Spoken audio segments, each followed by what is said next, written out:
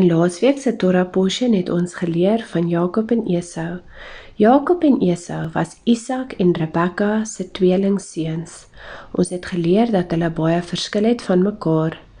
Jakob was die een wat maar by die huis gebly het en Esau was die een wat in die veld gegaan het om te jag.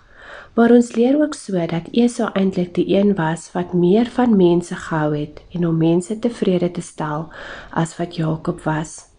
Ons het ook geleer hoe Esau eintlik sy geboortereg verkoop het vir 'n pot lensiesop en dat Jakob moes vlug.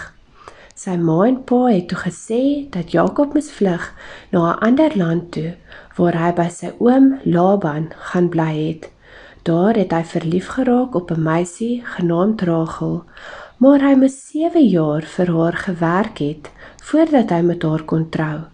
Maar soos wat julle weet, het hy nie na hierdie 7 jaar met haar kon trou nie, want Laban het gesê hy moes met die oudste dogter trou en haar naam was Lea. Maar so sien ons ook dat Jakob nie net 2 vrouens gehad het nie, maar dat hy 4 vrouens gehad het. Hulle name was Rachel, Lea, Zilpa en Bilha. Altesaam was daar 12 seuns en 1 dogter. Haar naam was Dina. So wou Laban sy oom nie gehad het hy moes trek nie, want Laban het geweet hoe baie vader vir Jakob geseën het. So het Jakob op die ou ende besluit dat hy gaan trek en hy het by 'n plek gekom met die naam van Bethel.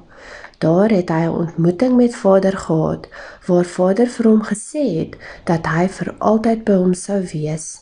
En ons sien ook hoe hy terugkeer na hierdie land van sy vader toe, deur hom eers te versoen met sy broer Esau.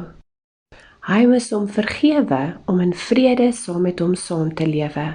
So leer ons ook in hierdie verhaal dat vader ons altyd sal terugroep na ons beloofde land. Hierdie beloofde land is die plek waar ons altyd vader se stem sal hoor en waar ons vader sal ontmoet en weet dat hy altyd by ons is.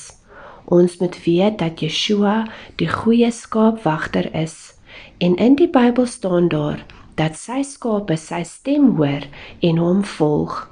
Ons is sy skape en ons moet na sy stem luister, sodat ons in elke dag, in elke situasie, sal weet dat ons van hom afhanklik is om ons te help en ons te vergewe.